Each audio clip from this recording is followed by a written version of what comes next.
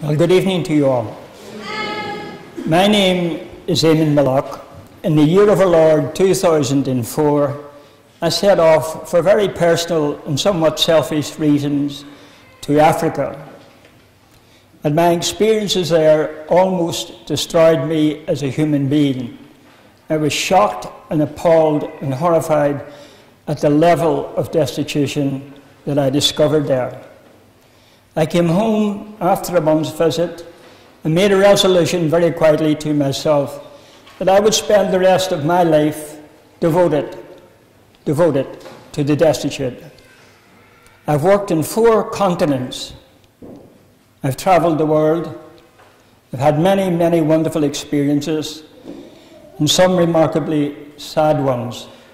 In the year 2005, I decided to form a charity. It is called Action with Effect. And this tiny charity has 2 unique distinctions. We're the only charity that works with lepers, orphans, and street children in India. And we're the only charity that does not take expenses for anything we do. All of the money donated to us from the public goes in full to where it is desperately needed. Action with Effect has built 72 brick and mortar houses for homeless, destitute lepers. We have provided 8 schools and we have an orphanage up and running. We have supplied tens of thousands of meals. My great priority in India is to put food into hungry bellies. Now, when I talk about destitution, my vocabulary is not strong enough or powerful enough to paint an accurate picture of what it means, but I will do my best. The destitute in India do not have a house to live in. They don't sleep in a bed. They haven't got access to safe drinking water or toilets. The children never go to school. They can't read or write. And I should explain to you that the people I work with exclusively are called untouchables. And that unfortunate word means exactly what it's intended to convey. India has an iniquitous caste system. There are 5 caste systems in India. At the top are the Hindu priests. Below that there is the Supreme Court judges. Below that there's the professional classes. Below that there is the tradesmen, the butcher, the baker, the candlestick maker. And below that is the people that I work with, Action with Effect with it, are untouchables. They live on the streets or they live in campsites on riverbanks. They cannot read, they cannot write. The children never go to school. They are therefore of no political worth to any corrupt political party or their shady political operatives. They are forgotten about, they're looked down, they're hated and they're despised. And it is an affront to all of us that these things are happening.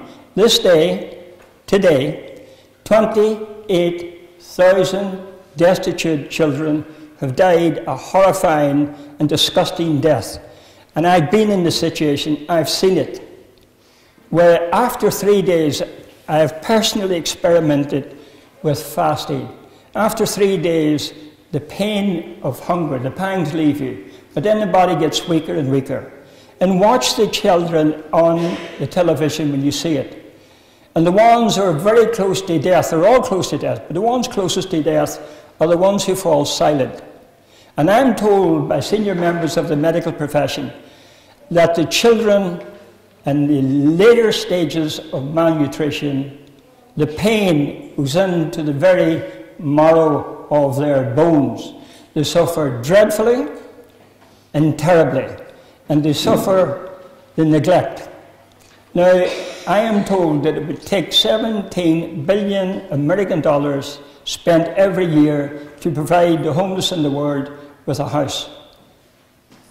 Great deal of money, but I know for a fact that every 9 or 10 days, $17 billion is spent on the procurement of arms, which is meant to kill and maim fellow human beings. And we have a duty, I certainly feel it very, very strongly, we have a duty.